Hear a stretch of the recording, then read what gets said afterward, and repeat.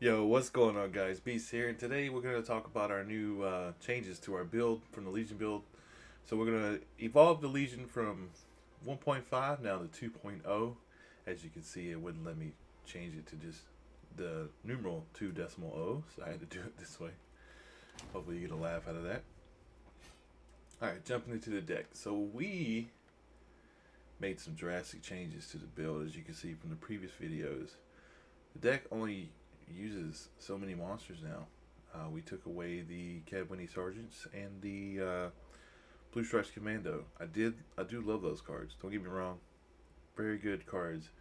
Sucks when you have multiple copies of Blue Stripes Commandos and Temerian Infantrymen in your hand, and you had like at one game last night I opened up had two Stripe Commandos and two Infantrymen. So I'm already like yelling. So then I'm go, okay, I'll replace both Blue Stripes Commandos and the Infantrymen. Should be simple, right? Go to replace the Blue Stripes Commando, gives me another Infantryman. Go to replace the Infantryman, gives me another Blue Stripes Commandos. Like, I was so mad that the RNG was screwing with me that I ended up just flat out, like, after that match, I think I ended up losing the match because I kept getting shitty draws, but um, I ended up just going to the deck and taking them out. But I kept the infantryman in, and then I just slapped in the Cadwini Siege Support, which is a really great card. Uh, if all else fails, he himself is just a good target for removal, meaning that as soon as I summon him, they're going to play Azor's Lightning or Epidemic or anything that. I mean, I've even seen a Scorch played against it because they just want to get rid of it. It's so awesome. Um, But for those of you who don't know this effect, it says boost each ally by 1 when it appears on your side of the field and add 1 armor to it. If it's a machine, boost by 2 and add 2 armor instead. It has a crewman effect, so it's really good for a machine deck, but right now machines aren't good. So we can just play them in regular Northern Realms.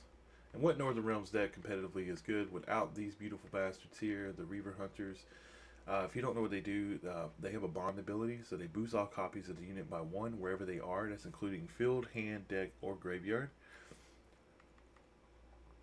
And they have a trio effect. Trio means that if you summon them on one row, they have to all be on that row to get their trio ability. So if you put your first Reaver Hunter on the melee row, you would have to put the consecutive copies on the melee row to get that trio ability. But it says damage the highest enemy by half its power, rounding down and ignoring armor. It's a really great ability. Blue Stripe Scout, we use him instead of First Light. So basically, he's like our First Light with legs. He's got 6 power. When he comes out, he has 2 armor, and he clears the weather on the row. Really great card. I'm glad I kept him in. I think we actually added one in yesterday. I think we only had one. Starting with the silvers, we have a premium roach. Wonderful card. And for our golds on the top here, since put everything on top, we have Shani. She resurrects a unit from the graveyard and adds 4 armor to it. Really great card. We have Kara Mitz. She's a mage, so she has 3 abilities. She has Keen Sign, which chooses a unit from your hand, gives all copies of it in your hand and deck a shield, and boosts them by 2. So it's really great. It also has Epidemic. It's like a Scorch, but in reverse. Because Scorch is a silver that destroys the highest units. Epidemic destroys the lowest units. So it's really good against monster decks to get those eggs and bust them up. It's a good way to stop the cows if necessary. I wouldn't waste this on a cow. To if you're playing against Nilfgaard and it's the only card you have to get rid of a cow, sure, just go ahead and use it. And then it also has Thunderbolt Potion, which boosts 3 adjacent units by 4. So as long as there's units that are stacked on the same row, meaning they're right next to each other, you can put Thunderbolt Potion on them and boost them up by 4. It's a 12 strength play, so it's pretty good. Then we have Siri. She's really one of the strongest cards in the game right now, and the reason being is card advantage. Card advantage is really important. So with this being said, you're playing round 1. You summon her. you're as long as you're down, as long as you're losing, this card goes back to your hand. So if you can get your opponent to play more cards and make them win the round, you can put this back in your hand, and you'll have the card advantage. And then when it starts off the new round, you can either play her again, and pass or whatever, if your opponent just open passes, or you can swap her out for something else and get her later on. Really good card. All right, and then we have Dandelion. He's really great for this deck. When he deploys, he boosts up to 3 units in your deck by 3. So what I like to do with him is summon Dandelion, boost Roach, and then the Infantryman, and that'll be at 6. So when I play the 1 from my hand and it spawns the 2 more, it'll be 6, 12, 15, 15, a 15 straight swing for 1 card. So that's pretty good. I think it's good. And if I have a Cadwini Siege support, that's 3 more. So that's 18. That's an 18 play swing. So it's real. It can really be really powerful. And then including the Roach will go up to 8, just with Dandelion. And then with the Siege support, she'll go up to 9 with the shield. So you can definitely get some good damage in. Then we have the Operator. Operator says deploy, choose a bronze unit in your hand, create a base copy of it in both players' hands. So I usually summon this and create a copy of Reaver Hunter. That way I can have 4 Reaver Hunters at one time. Really great combo card to go with that. Then we have Field Medic, which I really love Field Medic. She is like the best thing to me against Nilfgaard, because they summon a cow and you just grab it. Nope. And then you play a better unit, or you get to throw the cow back at them. So it's pretty funny. But yeah, she's really great. Other than that, like, she has other uses. Like if you're playing against Weather and you got 1 card in a Weather Road that's getting pummeled, you can summon her as long as it's a bronze unit and then swap it. So that's pretty good.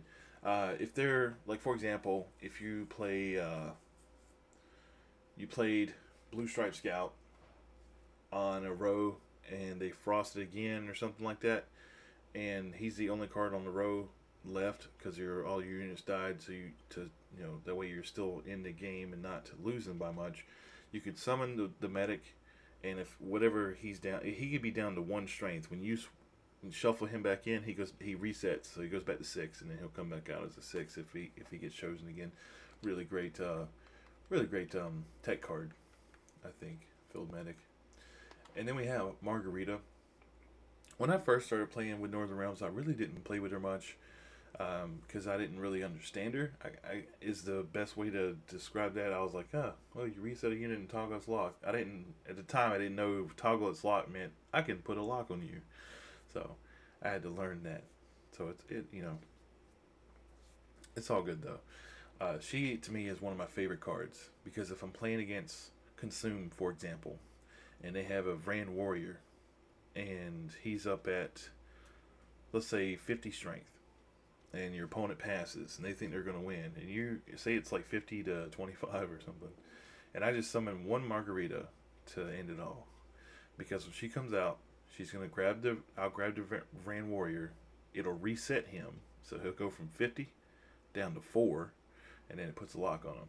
So it's like the best thing since sliced bread. I don't know how better else to describe that. So it's really great. Anything that has a boost or even a reset, like if you're playing against Weather, and say you have a Blood Curdling Roar play and you have a 12 bear and it's down to 1 because of Weather, if you summon Margarita and lock your own bear, it'll reset and go back to 12. So it has pretty good versatility, this card. I really like this card. Then we have Nenike for the forgiveness of plays, pretty much. Like I can go in for a trio with Reaver Hunter round 1 if I wanted to, and then round 2 play her. But I end up usually playing a different route. You might see me play 1 or 2 Reaver Hunters the first round just to get points, but that's about it. Unless I feel confident that I can get an NK, like I won't just waste Reaver Hunters. To me, I like to wait for the finale for them to make the big finale. That's usually what I like to do, because I feel there's decks that can screw with you, I would say punish you for round one Reaver naughtiness, and that's Vivicaro Medic. They can take one of the Reaver Hunters. Caretaker can take one of your Reaver Hunters. I think there's one more card from a different faction that can res from graveyards. Monster deck wise, Catachan can eat it. Griffin can swap it. The silver spell card in dwarves can take it. So we'll take it out of your deck. So yeah, there's all kinds of stuff that can disrupt that. So I prefer to keep them in hand. And then for our spells, we'll start this way. We have the reinforcement, which allows us to search out any bronze unit, or any silver and bronze unit, because it's any unit, as long as it's not gold, from the deck. Azura's Double Cross, it strengthens the highest unit in your deck by 2, and it plays it. It's usually reserved for Operator or Nanike, but it'll also grab Reaver Hunter if needed.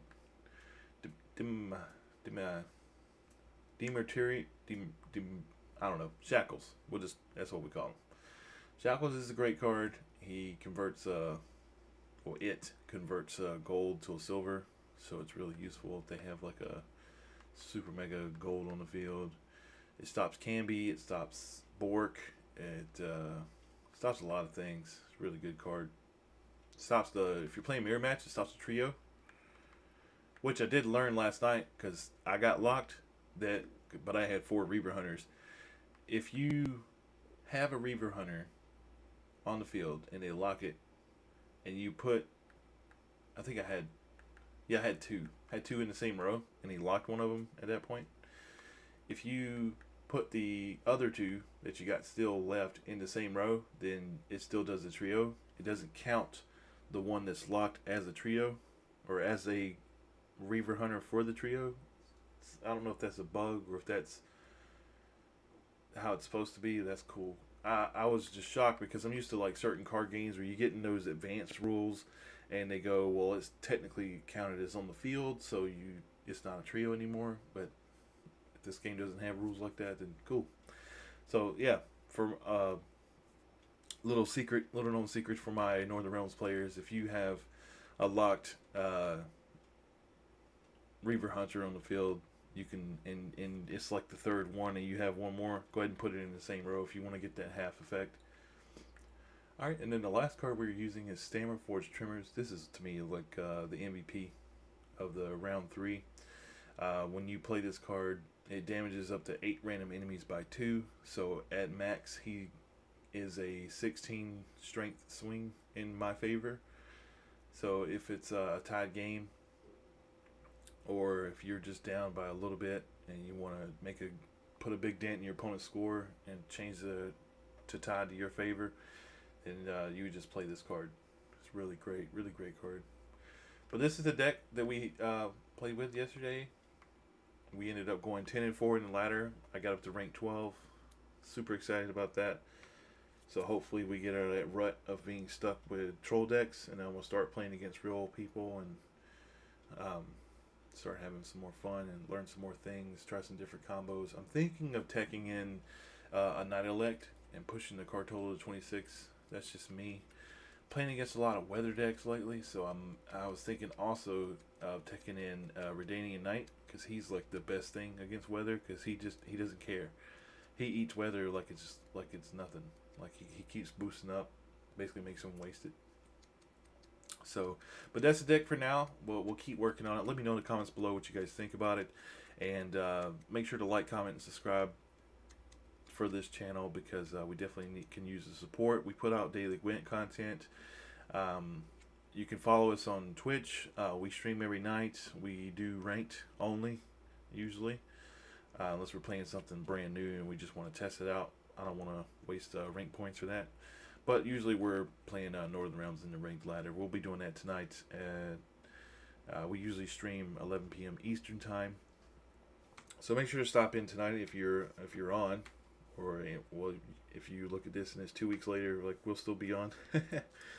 All right, guys. You guys have a great Sunday, and this has been Beast Ishtar, and we'll catch you in the next one.